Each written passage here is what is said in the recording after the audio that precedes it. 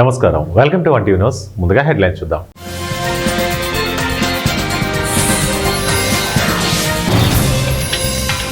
Russia ఒక paper tiger, వారి విమానాలు నాటోలోకి వస్తే కూల్చేస్తాం, ట్రంప్ ప్రకటన.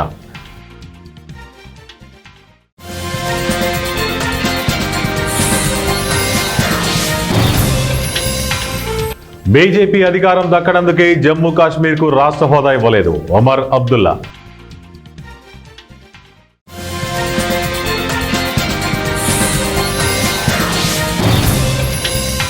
వికసిత భారత్కు ఇంధన భద్రత కీలకం, కేంద్ర మంత్రి కిషన్ రెడ్డి.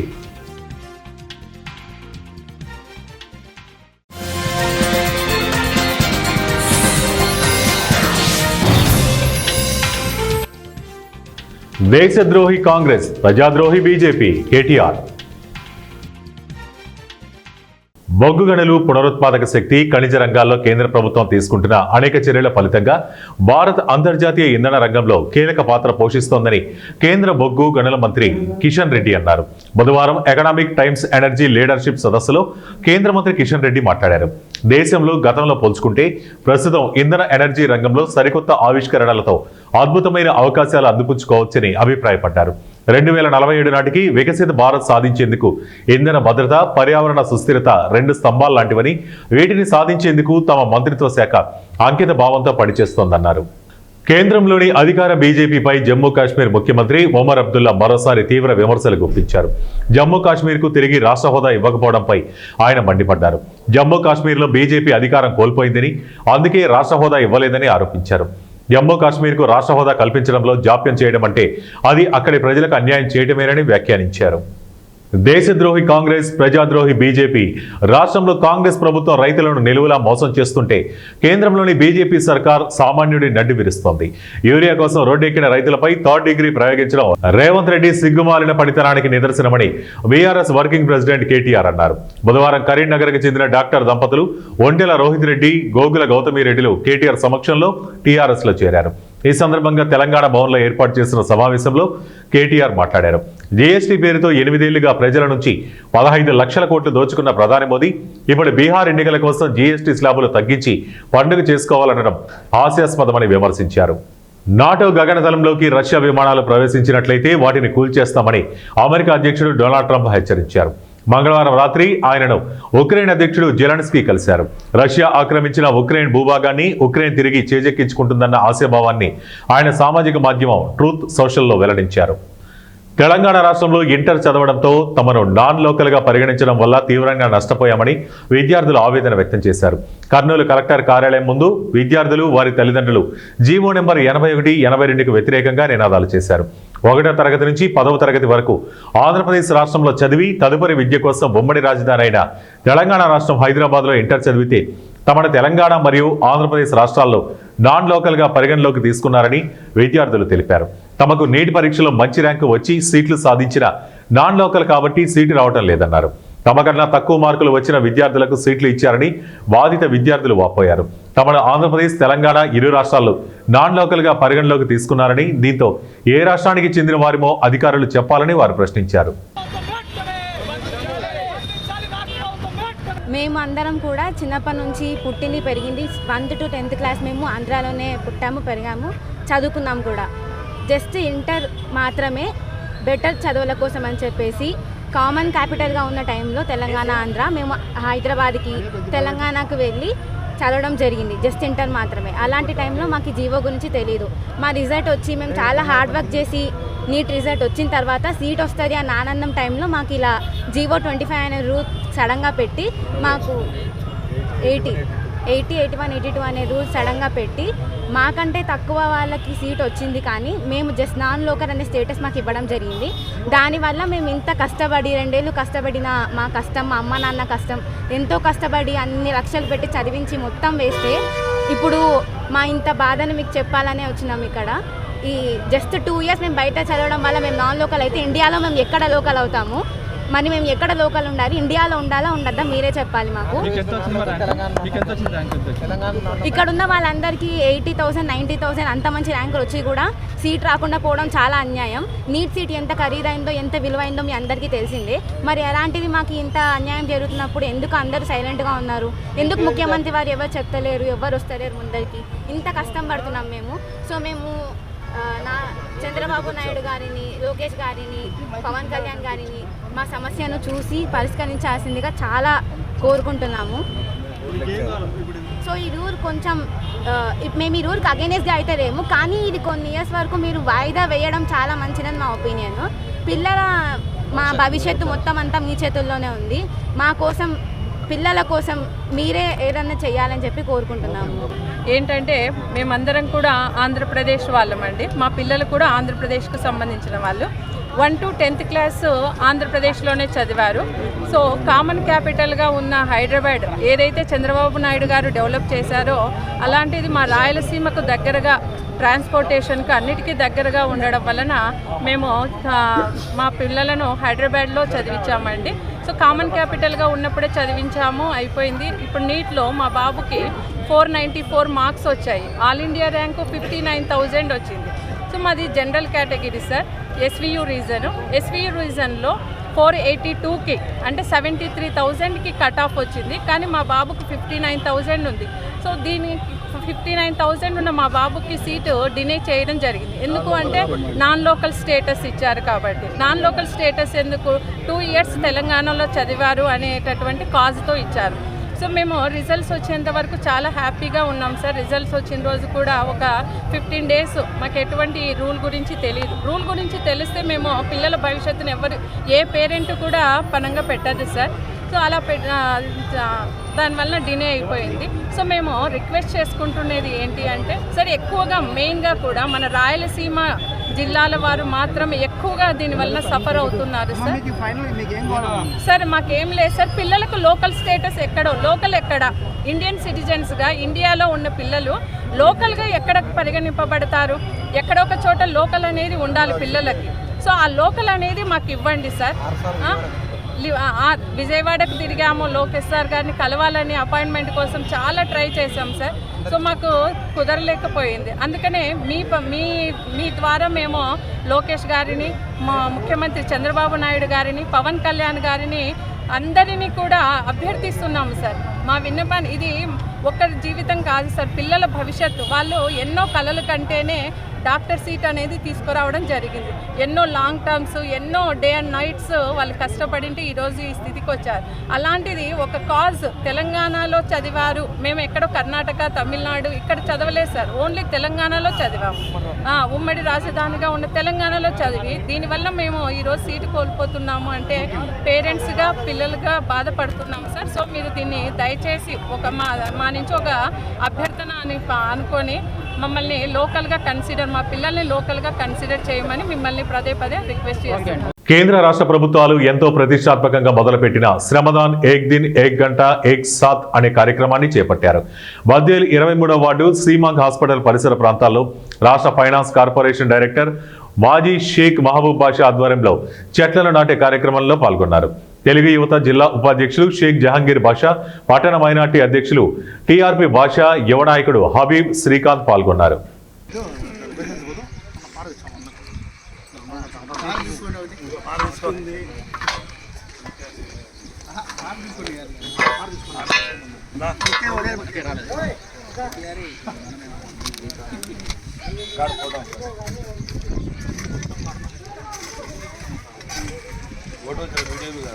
वीडियो कर दो अच्छा वीडियो निकालना यार म्युनिसिपालिटी అంత వీక్ ఉంది పార కూడా అంత రీచ్ లేదు అలా చేయొచ్చు అన్న ఒక్కసారి ఇటు చూడు ఒక్కసారి నాన్న పారదా అట్టే కాదు కెమెరా తీసుకో పారి అన్న ఒక్కసారి ఇటు చూడు అన్న గారు అట్ట కాదు ఇది స్టైల్ ఉంటుంది ఎవరైనా ఫోటో చూడకుంటే సర్లే నేచురల్ గానే ఉన్నాయి ఫోటో కోసం ఉన్నది కాకుండా నేచురల్ అదే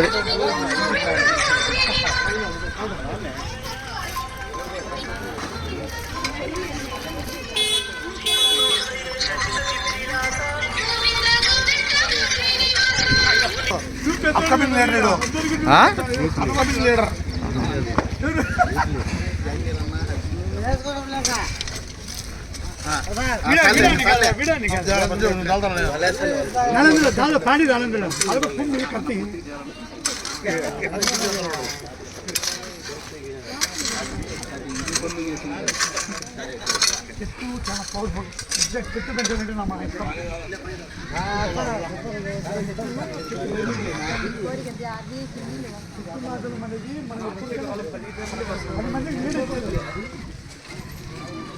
కడప జిల్లా బద్వేలు పట్టణంలో దసరా సెలవులు ఇవ్వకుండా ప్రైవేటు తరగతులు నిర్వహిస్తున్న పాఠశాలలపై చర్యలు తీసుకోవాలని భారత ప్రజాతంత్ర యువజన సమాఖ్య డివైఎఫ్ఐ కడప జిల్లా అధ్యక్షులు ముడియం చిన్ని డిమాండ్ చేశారు. గురువారం బద్వేలు డివైఎఫ్ఐ పట్టణ కమిటీ ఆధ్వర్యంలో గోపవరం విద్యాశాఖ అధికారి, బద్వేలు మండల విద్యాశాఖ అధికారులకు వినతి పత్రం ఇచ్చారు. ఈ సందర్భంగా డివైఎఫ్ఐ కడప జిల్లా అధ్యక్షులు ముడియం చిన్ని మాట్లాడుతూ ఈ నెల 27వ తేదీ నుండి అక్టోబర్ 2వ తేదీ వరకు రాష్ట్ర ప్రభుత్వం దసరా సెలవులు ఇవ్వడం జరిగింది. అయితే బద్వేలు పట్టణంలో ఉన్నటువంటి ప్రైవేట్ స్కూల్ యాజమాన్యం అధికారులు ఇచ్చినటువంటి ఆదేశాలను దొంగలో తొక్కి ఇష్టం వచ్చినట్టు వ్యవహరిస్తూ యథావిధిగా క్లాసులు నిర్వహిస్తున్నారని, ఇలాంటి వారిపై జిల్లా విద్యాశాఖ అధికారులు చర్యలు తీసుకోవాలని వారు డిమాండ్ చేశారు. బద్వేలు పట్టణ కమిటీ ఆధ్వర్యంలో ఈరోజు గోపారం మండలంలో ఉన్నటువంటి ప్రైవేట్ స్కూల్స్, అదేవిధంగా బద్వేలు మండలంలో ఉన్నటువంటి ప్రైవేట్ స్కూల్స్ ఈరోజు ప్రభుత్వ ఆదేశాలు పాటించకుండా ఈరోజు క్లాసులు నడుపుతున్నటువంటి పరిస్థితి ఉంది. అదేవిధంగా జిల్లా విద్యాశాఖ అధికారి డిఓ గారు 21వ తేదీ నుండి సర్క్యులర్ జారీ చేసినారు. దసరా హాలిడేస్లో ఎవరే కానీ స్కూల్స్ పెడితే ఆ స్కూల్స్ పైన చర్యలు తీసుకుంటామని చెప్పేసి కూడా ఒక పక్క ఆదేశాలు ఇచ్చినప్పుడు కూడా బద్వేలు పట్టణంలో ఉన్నటువంటి ప్రైవేట్ స్కూల్ యాజమాన్యం అయితే పిల్లలకు హాలిడేస్ ఇవ్వకుండా ఈరోజు శిక్షణ తరగతులు పేరుతో క్లాసులు నిర్వహిస్తున్నటువంటి పరిస్థితి ఏర్పడుతుంది. మేము అనేక దఫాలుగా అధికారులు కంప్లైంట్ చేసినప్పుడు కూడా అధికారులు పట్టించుకున్నటువంటి పాపాన పడదు. అదేవిధంగా ఈ రాష్ట్ర విద్యాశాఖ మంత్రి లోకేష్ గారు కూడా సర్క్యులర్ జారీ చేశారు. దసరా హాలిడేస్లో ఖచ్చితంగా పిల్లలకు సెలవు ఇవ్వకపోతే అలాంటి పాఠశాలలపై చర్యలు తీసుకుంటామని చెప్పేసి కూడా ఒక పక్క విద్యాశాఖ మంత్రి లోకేష్ గారు కూడా చెప్పడం జరిగింది. జిల్లా అధికారులు చెప్తున్నారు, ఎంబీఓ గారులు కూడా ప్రైవేట్ విద్యా సంస్థలకు కూడా చెప్తున్నప్పుడు కూడా వారిపైన మాటలు వాళ్ళు లెక్క చేయకుండా పరిస్థితి ఏర్పడుతుంది. ఇప్పటికే ఒకటే చెప్తున్నాం, బద్వేలు పట్టణంలో ఉన్నటువంటి ప్రైవేట్ స్కూల్ యాజమాన్యాన్ని కూడా ఈరోజు ప్రభుత్వ ఆదేశాలు ఖచ్చితంగా పాటించాలా. ప్రభుత్వ ఆదేశాలు పాటించకపోతే డివైఎఫ్ఐ యువజన సంఘం మిగతా సంఘాలను కలుపుకుండా ప్రత్యక్ష ఆందోళన పోరాటాలు చేపడతామని చెప్పేసి కూడా తెలియజేస్తున్నాం.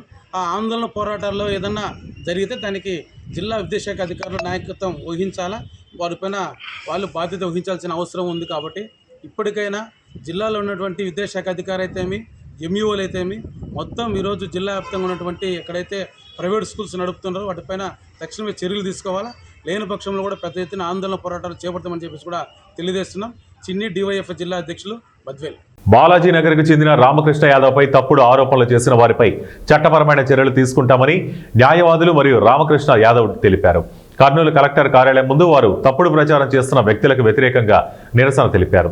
ఈ సందర్భంగా న్యాయవాదులు మాట్లాడుతూ రామకృష్ణ యాదవ్ కబ్జా చేశారని చెప్పిన వాళ్లు ఆ ఫ్లాట్లకు సంబంధించిన సర్వే నెంబర్లు చెప్పాలని కోరారు. రామకృష్ణ యాదవ్ రాజకీయంగా ఎదుగుతున్నందువల్ల ఓర్వలేక ఇలాంటి తప్పుడు ప్రచారం చేస్తున్నారని తెలిపారు.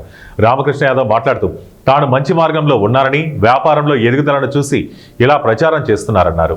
చెందిన వ్యక్తి ఆస్తులు కబ్జా చేసి 2 ఫ్లాట్లు గుంటూరుకు సంబంధించిన వ్యక్తికి ఇచ్చినారు అని చెప్పినారు. ఆమె అన్నారు. ఆమె అంటే ఎవరు? రెండోది సర్వే నంబరు, ప్లాట్ల నంబరు ఏది కూడా మెన్షన్ చేయలేదు అని అంటే, ఇప్పుడు ఆస్తి కబ్జా చేసినారు అని అంటే ఖచ్చితంగా ప్లాట్ల నంబర్ వేయాలి కదా, సర్వే నంబర్ వేయాలి కదా, ఎవరు ఆస్తి కబ్జా చేసినారు అనేది కూడా పేరు రాయాలి కదా. ఎవరు ఆస్తి కబ్జా చేసినారనే పేరు రాయలేదు అంటే ఇప్పుడు రామకృష్ణ యాదవ్ ఎదుగుదల ఆపాలి. ఇది ఇక్కడ సమస్య. ఇప్పుడు రామకృష్ణ యాదవ్ బుద్ధ మార్గంలో నడిచే ఒక గొప్ప వ్యక్తి.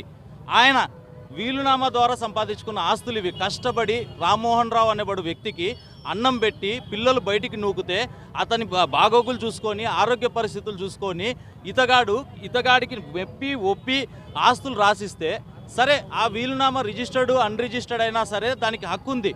ఆ ద్వారా ఆస్తులు సంపాదిస్తే కేవలము కొంతమంది ఓర్చలేక ఈయన మీద ఇటువంటి దుష్ప్రచారణ చేస్తున్నారు. కాబట్టి ఇటువంటి దుష్ప్రచారణ ఇంకొకసారి జరగకూడదు అని అంటే ఇప్పుడు రామకృష్ణ యాదవ్ హెచ్ఆర్సీలో కూడా ఒక కంప్లైంట్ ఇచ్చినాడు. రెండోది హెచ్ఆర్సీ అంటే హ్యూమన్ రైట్స్ కమిషన్. రెండోది కోర్టులో కూడా already suit for permanent injunction వచ్చింది. ఎప్పుడు 2020 386/2020 OS number already suit for permanent injunction వచ్చింది. ఇంజంక్షన్ ఎప్పుడు గ్రాంట్ చేస్తారు? అన్ని సాక్ష్యాధారాలను బట్టి కోర్టు వారు ఇంజంక్షన్ గ్రాంట్ చేస్తారు. తర్వాత OS 175 ఆఫ్ 2019 పర్మనెంట్ ఇంజంక్షన్ గుంటూరుకు చెందిన వ్యక్తికి ఇది యొక్క ఆస్తి కబ్జా చేసి ఇచ్చినారు అని అంటున్నారు. ఆ యొక్క గుంటూరుకు సంబంధించిన వ్యక్తి పేరు ప్రసాదరావు. ఆయనకు రిజిస్టర్డ్ లీజ్ డీడ్ గుర్తు ఉంది. పేరు రామకృష్ణ యాదవ్. నాకు వీలునామా ద్వారా మామిదాలపాడులో కొన్ని ఆస్తులు వచ్చాయి రామ్మోహన్ రావు గారి నుండి. తర్వాత సుంకన్న గారి నుంచి నేను కొన్ని ఆస్తులు కొన్నాను. అయితే నాకు ఆస్తులు ఉన్నందువలన కొందరు నా మీద రాజకీయ నాయకులకు శత్రులు ఎలా ఉంటారో నాకు కూడా వ్యాపారంలో మా గురువు గారైన సుబ్బారావు అనే వ్యక్తి నుంచి వల్ల జరుగుతున్నాయి. ఊరికే ఉన్న వాళ్ళని రెచ్చగొట్టి వాళ్ళకు లేనిపోని పిటిషన్లు పెట్టమని చెప్పి వాళ్ళకు మేము కోర్టు ఫీజులు కడతాము, లాయర్ ఫీజులు కడతాము, రామకృష్ణ మీద తప్పుడు పిటిషన్లు పెట్టాలని చెప్పి పెట్టిస్తూ గత 10 ఏళ్ల నుంచి నా మీద నా ఆస్తులు కొట్టేయడానికి అతను ప్రచారం చేసి ఈ విధంగా అతను వర్క్ చేస్తున్నాడు. నన్ను పీడీ యాక్ట్ పెట్టడానికి కూడా కారణం ఆయన్ని అంట. అతను చెప్పుకున్నాడు, నేను 10 లక్షలు ఇచ్చి నీ మీద పీడీ యాక్ట్ పెట్టించాను, నేను మొత్తం నీ ఆస్తులంతా నేను చేసుకుంటా, నేను 40 ఏళ్ళ నుంచి వ్యాపారం చేస్తున్నా, నువ్వు షార్ట్కట్లో ఎట్లా ఎదుగుతావు, నా కాడ నువ్వు పని చేయాలని చెప్పాడు. ఆయన నాకు మాజీ గురువే ఆయన నేను ఆయన తండ్రిగా భావించినాను. ఆయన 40 సంవత్సరాల నుంచి మనుషులను వేధిస్తూ తప్పుడు పిటిషన్లు పెడుతూ ఆస్తులు కొడుతూ 500 కోట్ల ఆస్తులు సంపాదించినాడు. సంపాదలేదు, మోసం చేసి దగా చేసి కుట్రలు చేసి ఎదుటి వాళ్ళకు మాయమాటలు చెప్పి రీసెర్చ్ చేసుకోవడం ఆయన డ్యూటీ అంట. ఆయన మోసం చేయడమే ఆయన వృత్తి అంట. ఆస్తులు కొట్టేయడమే నాతోనే చెప్పినాడు ఆయన. సార్ ఇది మంచిది కాదు, ఎదుటి వాళ్ళ ఆస్తులు కొట్టేసి వాళ్ళు బాధపడి వాళ్ళ కన్నీళ్ళు మనకు శాపం అవుతాయి ఆయన, వద్దు ఇది మానుకొని చెప్తే నేను పుట్టినదే ఇందుకోసంరా, నేను పుట్టినదే ఇందుకోసము, నేను కొట్టేనికనే పుట్టినా, నేను చచ్చిపోయేంత వరకు ఇదే చేస్తున్నాడు. ఒకప్పుడు 2014వ తారీఖున 2014 సంవత్సరంలో వాళ్ళ కొడుకైన సుదర్శన్ గారు మా నాన్న దొంగ దోపిడిదారు, నేను హైదరాబాద్ పోతున్నా అని చెప్పాడు. హైదరాబాద్ పోయినాడు పాపం ఆయన. కాకపోతే తండ్రి క్రమశిక్షణ తప్పినాడు, కొడుకు ఇక్కడ క్రమశిక్షణలో ఉన్నాడు. దయచేసి సుబ్బారావు మనసు మారి ఎవరు ఆశలు అయితే కొట్టేసినాడో అయినా వాళ్ళకి ఇప్పించే దిశలో నేను చట్టపరంగా నేను పోరాటం చేస్తున్నాను. ప్రకాశం జిల్లా బేసవారిపేట మండలం ప్రాథమిక ఆరోగ్య కేంద్రంలో స్వస్థ నారీ స్వశక్త పరివార్ అభియాన్ కార్యక్రమం నిర్వహించారు. ఈ కార్యక్రమంలో పలువురు అధికారులు, ప్రజాప్రతినిధులు ముఖ్య అతిథిగా పాల్గొన్నారు. ప్రాథమిక ఆరోగ్య కేంద్రంలో డాక్టర్ టి కావ్య ఆధ్వర్యంలో నిర్వహించిన ఈ కార్యక్రమంలో Besavaripeta TDP MPP Osura Reddy, MRO Jitendra, CDPO Salomi, వైద్యాధికారులు డాక్టర్ షర్మిళ, స్త్రీ వ్యాధి నిపుణులు డాక్టర్ వంశీకృష్ణ, ఈఎన్టీ పాల్గొని ప్రతిజ్ఞ చేశారు. అనంతరం వచ్చిన రోగులను పరీక్షించి తగిన మందులు ఉచితంగా పంపిణీ చేశారు.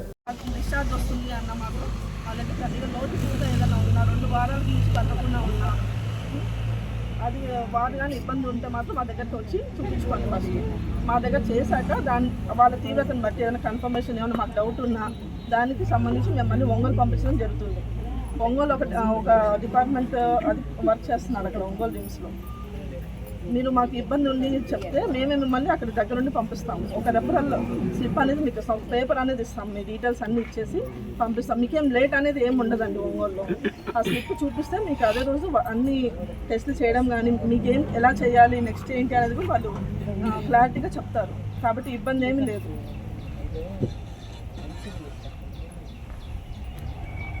ఓకే అమ్మ. వార్తలు ముగించే ముందు ముఖ్యాంశాలు మరోసారి.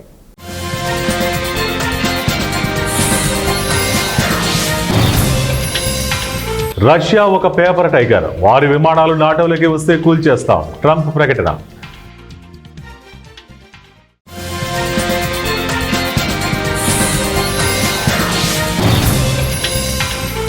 బీజేపీ అధికారం దక్కడందుకే జమ్మూ కాశ్మీర్కు రాష్ట్ర హోదా ఇవ్వలేదు, ఒమర్ అబ్దుల్లా.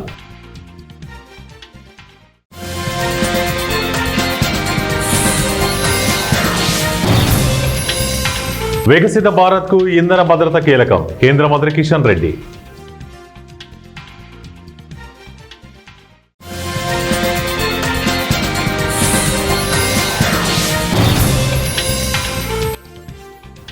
దేశద్రోహి కాంగ్రెస్, ప్రజాద్రోహి బీజేపీ, కేటీఆర్.